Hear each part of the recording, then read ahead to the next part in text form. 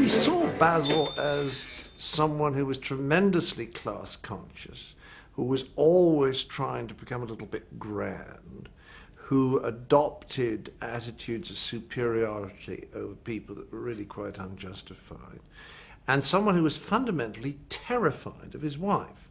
So if you look at the episodes, they're almost all fueled by the fact that he is trying to hide something from Sybil. It's always struck me, and I don't know if the British newspapers carry this out, but people who aren't getting enough sex are fascinated by it, even if the fascination takes the form of being very, very cross that other people are getting some.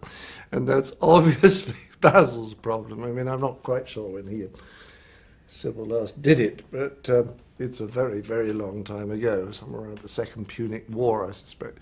And the essence of that was all about how disapproving he is and how he tries to catch them at it. And I enjoy very much the degree of how he gets worked up. You know, when people were saying, "I'm not a prude but," which always means I am a prude and it was an exploration of all that stuff. The episode in the first series, it's about Basil's dislike of any kind of sexual behavior at all, and some very, very good lines at the beginning about how people dress. And Basil, as Sybil says, Basil's idea of a really so sexy, attractive man is Earl Haig. And she points out that he did actually wear his decorations, which is quite interesting, because it's all right in your army to have all these brightly coloured things on you, which is an interesting thought. But the key to all that is Basil's utter embarrassment about any kind of talk about emotion and all his assumptions about what psychotherapy is. Because in the British press still, you constantly see analysis and psychotherapy attacked for what it isn't. It's very strange. I suppose it's very hard for some people who haven't been through it to understand what the process is.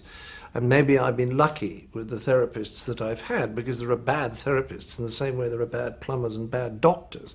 Because you had a bad doctor doesn't mean necessarily all orthodox medicine is rubbish. The same way, if you've had a bad therapist, as I think Faye Weldon felt that her ex-husband had, it doesn't mean that all therapists and all psychotherapy is useless. But it makes people anxious, because people on the whole do not want to look at themselves. I mean, it's the first lesson in life. There's a small group of people who do want to look at themselves. Most people are pretty uncomfortable about it. And the presence of those two psychiatrists brings out all Basil's fears that somebody might actually start looking into what's going on inside him. Well, you really see what an awful man Basil is, because he has no interest in other human beings as human beings at all. They are either objects of derision and scorn, or an opportunity to improve his position in the social hierarchy. And in this particular case, it's the professional hierarchy. You know, can he get a good recommendation for his hotel?